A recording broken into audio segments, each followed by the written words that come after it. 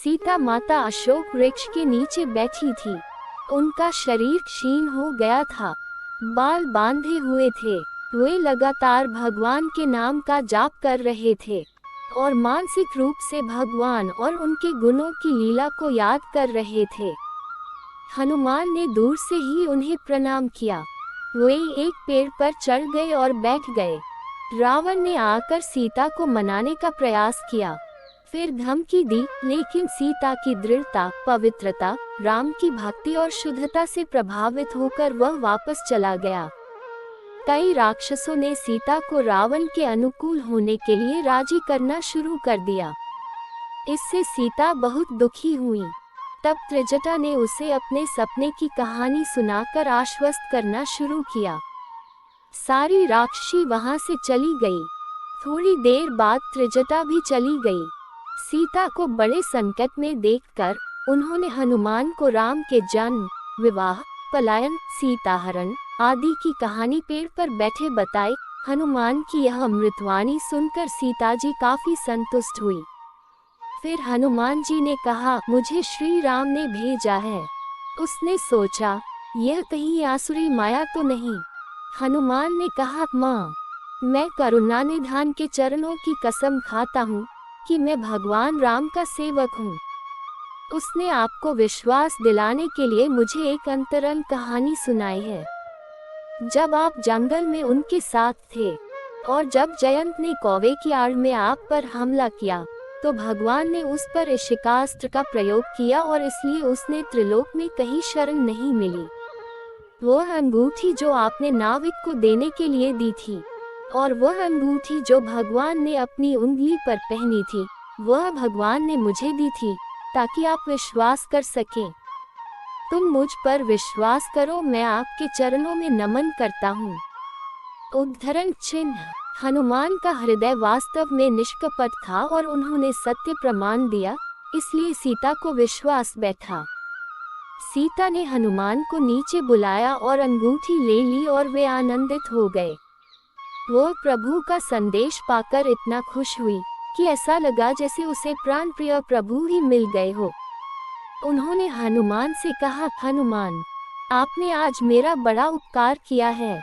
मुझे लगता था कि प्रभु ने मुझे भुला दिया है या उनके साथ कुछ अनिष्ट हुआ है। हनुमान, क्या वे मुझे याद करते हैं?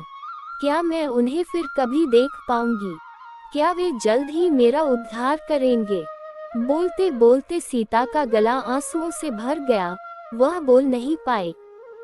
हनुमान ने कहा, माँ, मैं यह वर्णन नहीं कर सकता कि प्रभु श्री राम आपके लिए कितने दुखी हैं। वे पृथ्वी को देखते हैं और कहते हैं, धरती माता, मेरे कारण आपकी पुत्री को बहुत कष्ट हुआ है। क्या इसीलिए तुम मुझसे नाराज हो और मुझे अपने में लीन नहीं होने देते? वह खिलते फूलों को देखकर बोल उठते हैं कि लक्ष्मण, वह फूल को ले आओ, मैं सीता के बालों में लगाऊंगा। माँ, उनके शोक की कहानी अवर्णनीय है। वे खुद को भूल जाते हैं और हमेशा आपको याद करते हैं। हनुमान ने फिर कहा, माता, उन्होंने मुझसे आपको कहने के लिए कहा है कि अरे प्रिया, आपकी उपस्थिति में मेरे लिए जो चीजें सुखद थीं, वे आज उदास हो गई हैं। खूबसूरत पेड़ों की नई कलियां मुझे आज अंगारे जैसा महसूस कराती हैं। चांद मुझे गर्मियों के सूरज की तरह जला देता है और बादलों में पानी की छोटी छोटी बूंदें जो कभी अमृत की तरह दिखती थीं, अब उबलते तेल की तरह दिखती हैं। ठंडी, सुस्त, सुगंधित हवा मुझे एक जहरीले सांप की सांस की तरह दर्द देती है। मेरा दिल थोड़ा हल्का होता अगर मैं इस चिंता को व्यक्त कर सकता, लेकिन मैं किसे बताऊं? हम दोनों का जो आपसी प्रेम है वो केवल मेरा हृदय, मेरी आत्मा इसका रहस्य जानती है और मेरा हृदय, मेरी आत्मा हमेशा तुम्हारे साथ है। वह आपको एक पल के लिए भी नहीं छोड़ता, वह आपसे अलग नहीं होता है। क्या यह हमारे अवर्णनीय प्रेम को परिभाषित करता है? मैं कहूँगा, कभी नहीं। लेकिन और क्या कहा जा सकता है? उद्धरण चिन्ह। यह कहते हुए हनुमान भावुक हो गए। सीता को लगा जैसे राम स्वयं उनके सामने खड़े होकर बोल रहे हैं। सीता जी प्रेम मग्न हो गई, शरीर की चेतना को भूल गई। हनुमान ने उन्हें धैर्य रखते हुए कहा, माँ, भगवान के प्रभाव, वैभव और शक्ति का एहसास करें। ये तुच्छ राक्षस प्रभु के बाणों के विरुद्ध एक भी क्षण नहीं टिक सके। समझ लो कि वे मर गए। अब भगवान को नहीं पता था कि आप कहाँ हो, अन्यथा वो कब के इन राक्षसों को मार के यहाँ से आपको ले गए होते। हम सभी वानर भालू के साथ आएंगे और राक्षसों को हराकर आपके साथ आनंदित होकर अयोध्या जाएंगे। माँ, क्या आप प्रभु के प्रभाव को भूल गए हैं? जैसे ही उन्हें सूचित किया जाएगा, वे सैनिकों के साथ निकल जाएंगे। लंका में एक भी राक्षस नहीं बचेगा। यदि देव, दानवों और स्वयं मृत्यु भी अगर प्रभु राम के मार्ग में विघ्न पैदा करेंगे तो वह उन्हें भी नष्ट कर देंगे। माँ, मैं शपथ लेता हूँ कि यह वर्णन करना असंभव है कि राम आपके शोक से कितने दुखी हैं।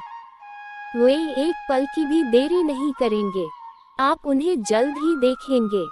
सीता ने कहा, हनुमान, अब तक 10 महीने बीत चुके हैं, अब केवल 2 महीने बाकी हैं।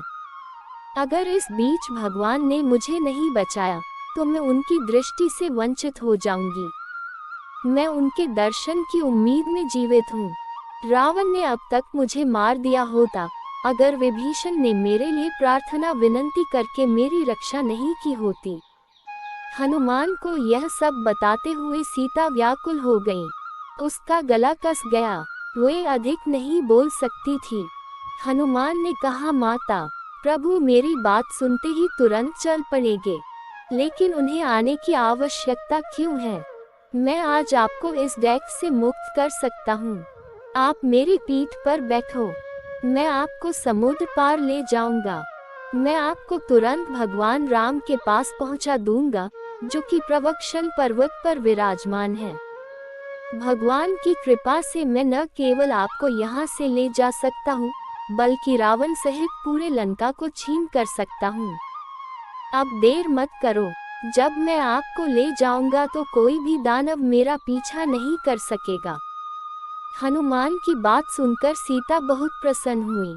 उसने कहा, हनुमान, आपका शरीर बहुत छोटा है, तुम मुझे दूर ले जाने की हिम्मत क्यों कर रहे हो? हनुमान ने सीता को अपनी विशाल रूप दिखलाया। वे बढ़ते गए और पर्वत के समान बन गए।